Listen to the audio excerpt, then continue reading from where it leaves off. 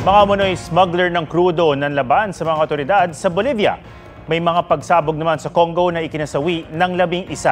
Yan ang World News Report ni Joseph Moro.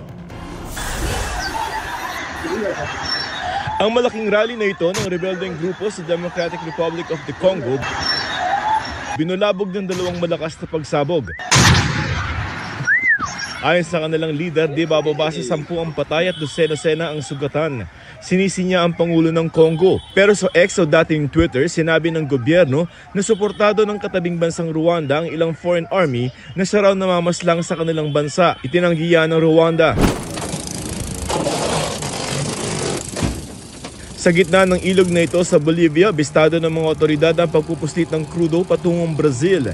Pero palaban ng mga umano'y smuggler na gumamit ng mga bato, paputok at patpat at binangga pa ang bangka ng mga otoridad. Nakatakas pa Brazil ang mga sospek. Isa na paulot na nasawi sa forest fire sa northeastern Japan na 2 araw nang inaapula. 7 helicopter ng Japan Self-Defense Force ang dineploy para tumulong sa mga bumbero.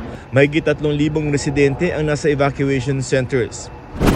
Sa Washington State sa Amerika, bumagsak ang malaking bahagi ng kisame ng isang sinehan. Walang sugatan sa insidenteng iniimbestigahan pa ang sanhi. Joseph Morong nagbabalita para sa GMA Integrated News.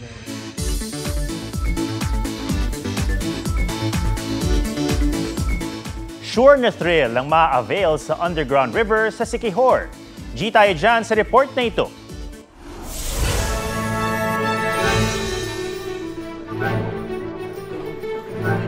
Mangangapa ka sa dilim. Ipipilit ang sarili kahit masikip. Maghahanap ng makakapitan. Kung yan ang gusto mong adventure, di namin ipagkakait ang Sambulawan Cave Underground River sa Siquijor. Medyo mahirap. Kasi malalim nga yung tubig unlike sa other caves. Tapos medyo masikip siya, tapos maraming patulis na bato. Lakasan ng loob kasi may life vest.